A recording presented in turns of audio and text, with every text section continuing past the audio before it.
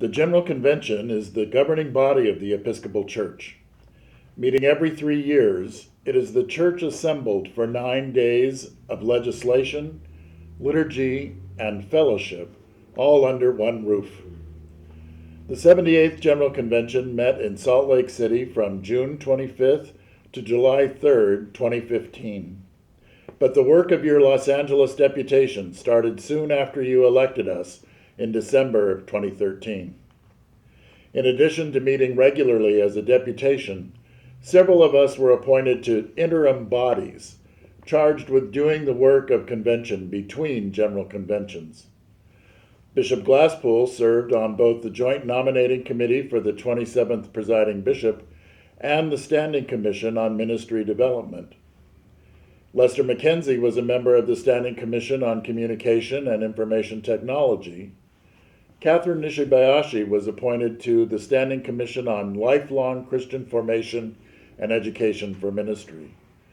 And Susan Russell served, along with Bloy House Dean Sylvia Sweeney, on the Task Force on the Study of Marriage. In March 2014, a delegation from our deputation traveled to Berkeley for a joint meeting of representatives from all 6 California diocesan deputations, a meeting that included House of Deputies President Gay Jennings and Secretary Michael Barlow. It was a very productive head start on the very full agenda for what would prove to be an historic General Convention. And in June, we packed up and headed for Salt Lake City and the Salt Palace Convention Center in the shadow of Temple Square, our home away from home for the next 2 weeks. The convention is a bicameral legislature that includes the House of Deputies, which has more than 800 members, and the House of Bishops, which is comprised of nearly 300 active and retired bishops. Each house has its own presiding officer, Presiding Bishop Catherine Jeffords Shorey, and President of the House of Deputies, Gay Clark Jennings.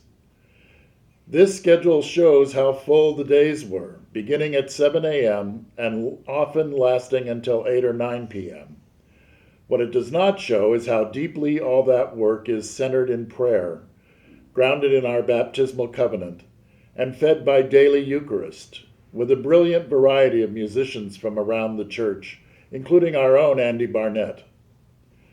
There's also a family reunion aspect to every General Convention, as the every 3-year gathering of the church brings us back in touch with former diocesan colleagues from around the country. In addition to our legislative team of deputies, alternates, and bishops, our diocesan reputation during convention included Lester McKenzie, chaplain to the House of Deputies, Assistant Secretary to the House of Bishops, Bishop Diane, Bishop Mary, celebrant at one of the daily Eucharists, General Convention coordinators Pat Hendrickson, Kate Lewis, and Keith Yamamoto, Pat McCon and Janet Kawamoto in the press corps, volunteer coordinators Patsy Brierly and Wendy Roberts, and Randy Kimmler and Guy Lemus, who helped make the Integrity Eucharist happen. Meeting concurrently in Salt Lake City was the triennial meeting of the Episcopal Churchwomen, where the Diocese of LA was well represented by our triennial delegation. There was a concerted effort to make this a paperless convention, and so deputies were issued an iPad that served as a virtual binder, and worship bulletins for daily worship were available online. Votes were registered electronically with tallies posted on the big screen, in a process overseen by former Angelino Voting Secretary Winnie Varghese.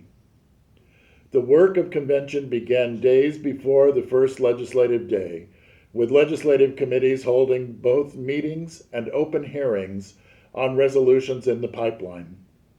Our Los Angeles deputation was well represented on a variety of committees. A notable moment was the hearing on one of the marriage resolutions, which turned out to be a whole lot less controversial than organizers had prepared for.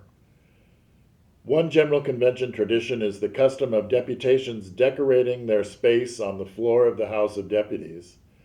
As you can see, there's a lot of diocesan pride and creativity on display. This was our little corner of the kingdom.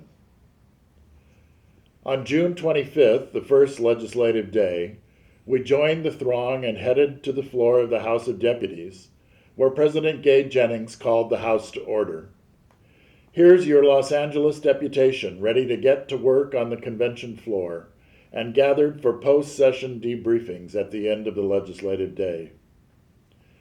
Heading into this general convention, the issues drawing the most attention were the election of a new presiding bishop, the proposals on marriage equality, and the work of TREC, the Task Force for Reimagining the Episcopal Church.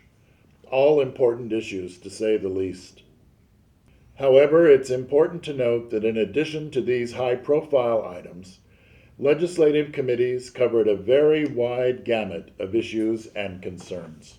And so by the time we left Salt Lake City, we not only made history by electing the first African American presiding bishop, adopting resolutions that make marriage liturgies equally available to all couples in the Episcopal Church, and taking significant steps toward restructuring the Episcopal Church, including reducing the number of standing commissions from 14 to 2, we also adopted a budget emphasizing evangelism and racial reconciliation, and considered, debated, adopted, and concurred on 247 resolutions.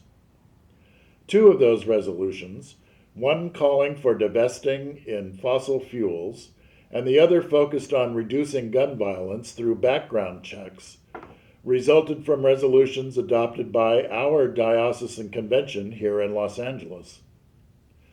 Additionally, General Convention affirmed advocacy for Christians facing persecution and living in the context of civil war, including those in Pakistan, with support from Riverside Vicar Kushnud Azariah and her husband, Pakistan Bishop Samuel Azariah.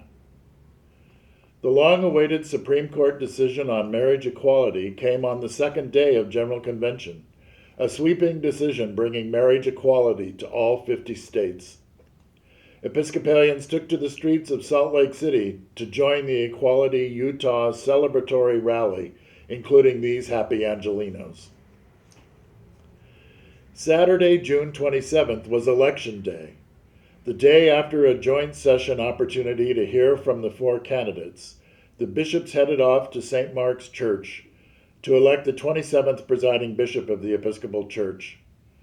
The historic election of North Carolina Bishop Michael Curry came on the first ballot with an overwhelming mandate, quickly affirmed by a landslide vote in the House of Deputies.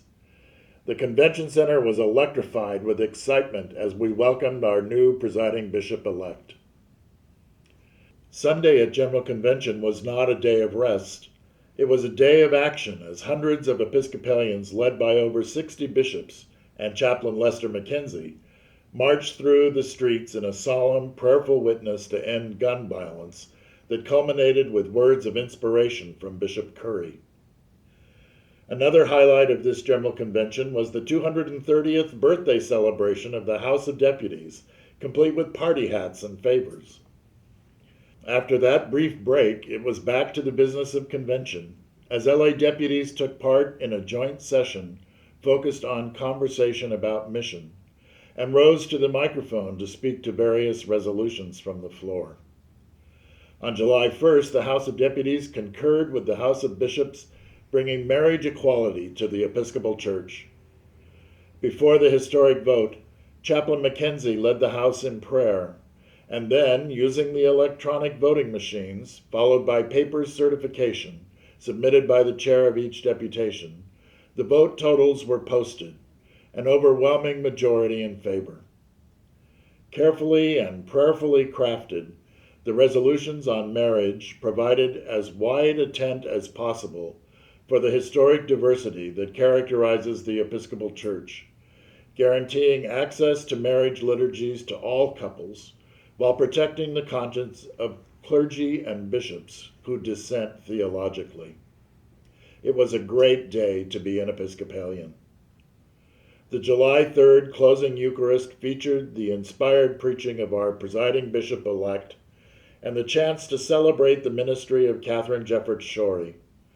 By the end of the day, the 78th General Convention of the Episcopal Church was a wrap. And so, as the sun set slowly in the west over Salt Lake City, we headed home, fed by the holy food and drink of new and unending life, celebrating progress made and work yet to do. Grateful to have represented our Diocese of Los Angeles in the work of celebrating who we are as the Episcopal Church, and excited about the new opportunities the future holds.